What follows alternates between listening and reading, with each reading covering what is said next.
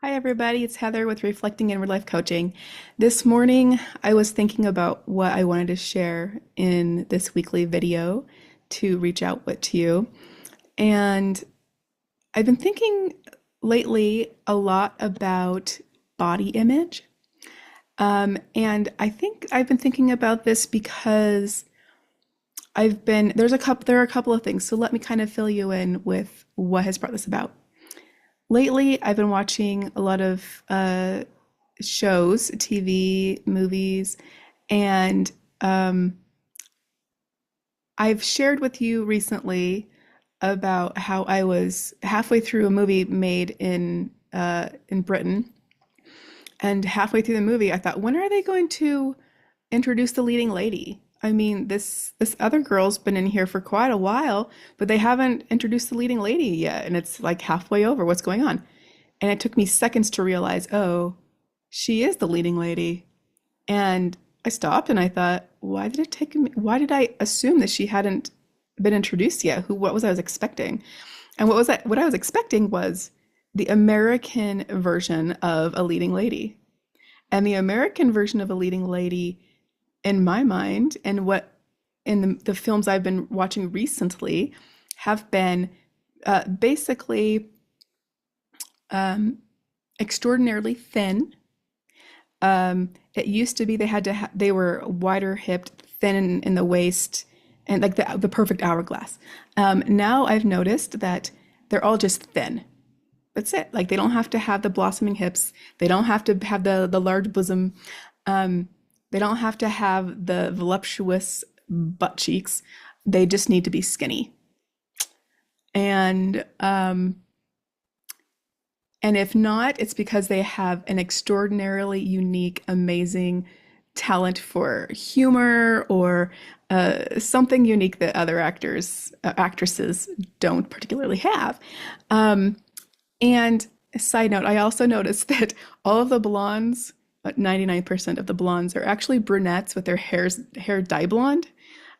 So I feel like there's something out there about like all these women being chosen that are all just brunettes. I don't know why. I don't know if that's an actual thing or not, but I just happen to notice that the vast majority of these women are brunettes and have their hair dyed blonde if they're a blonde character. um, but anyway, on with what I'm talking about today. um, and that is that I was wondering what kind of impact this continues to have on us. And I know that a lot of people have focused on this and talked about this. But I wanted to share with you my journey in bodily acceptance. This actually happened probably about 4, maybe 5 months after I went through healing my inner child. And I was at the gym. I was living in Massachusetts at the time, and I was at a gym on a treadmill. And I looked around and I thought, look at all these amazing bodies. For the first time in my life, I looked at individuals around me, and instead of breaking it down and being like, ooh, she has such a nice round rump, or look at her flat abs, or ooh, I hope my shoulders don't get as big and muscular as hers.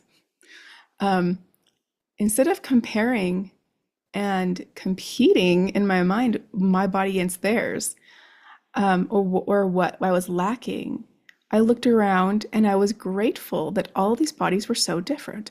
There was a woman on a treadmill, 3 treadmills over from me, who was probably about 350 pounds. And she was walking on the treadmill. And instead of looking at her and thinking, oh, well, she needs to be here more often, or, oh, like all these potentially negative things, I looked at her and I looked around and I thought, we're all here for the same reason. We are all here because we're health conscious, we're trying to improve ourselves, and that's what matters. It doesn't matter what my body looks like compared to them or his or hers or anybody else. It just matters that we're all here.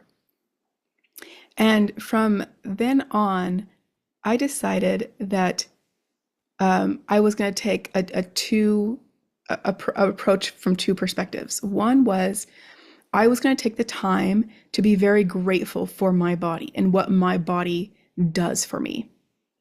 So I am grateful that I can walk. I am grateful that I can run. I am grateful that I can play sports, that I can surf, that I can dive, scuba dive. I am grateful that I can ski. I am grateful that I can see.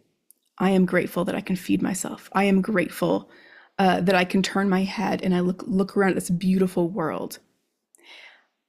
Everything that my body is able to do, I decided I was going to spend time every day being grateful for my ability to engage in the things that I was engaging because my body was able to.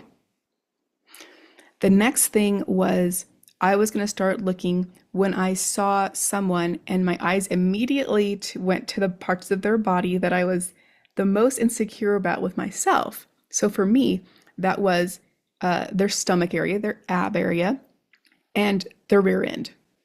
Okay? Because I don't have a nice, fluffy, juicy rear end, which our society tends to, our culture tends to believe is attractive, which is ever changing. So FYI, if in 5 or 10 years you want to be constantly changing your body over and over for more acceptance, all the power to you. But the other option is to love your body regardless and be grateful that all of us are different. Yeah. So I would look at the abs and the rear. And instead, when I noticed that my eyes started going there automatically, I chose to zoom out and to look at the whole picture, the whole body. And I looked at the whole body and I said to myself, what a cool set of Mr. Potato Head parts. Like, it's the whole set that matters. Why are we focusing on little tiny details and tidbits? That's genetics. And instead of pinpointing the reasons why our ancestors shouldn't have given us this or that, or why we're less because society and culture accept something different, be grateful for the whole. Be grateful for the whole, yourself and others. So that perspective has really changed my life. Over time, I realized that what was really, truly important to me, because now I love my body, now I am grateful for everything it does. Now I have to look at it and say, well, then why do I exercise? What is my goal with health? And my personal goal with health became that I am metabolically healthy. Excuse me. That I am metabolically balanced and that my body is prepared for longevity. So every day I work on flexibility, mobility, strength, and I do some cardio, but usually my strength is my cardio. I used to do P90X and P90X plus every day. We're talking 6, if not 7 days out of the week. I was very high intensity, running 5-6 miles a day and doing P90X plus. And my body pretty much said, you're done. It got stressed out. And so I backed off a lot. And I started using an app that I quite liked, but I still felt like even though I had backed off a lot and I was still just focused on metabolic health, I still felt like I was too focused on it. And so I started to just start my days with meditation, stretching, mobility, and then I did some strength. And we're not talking about an hour of strength.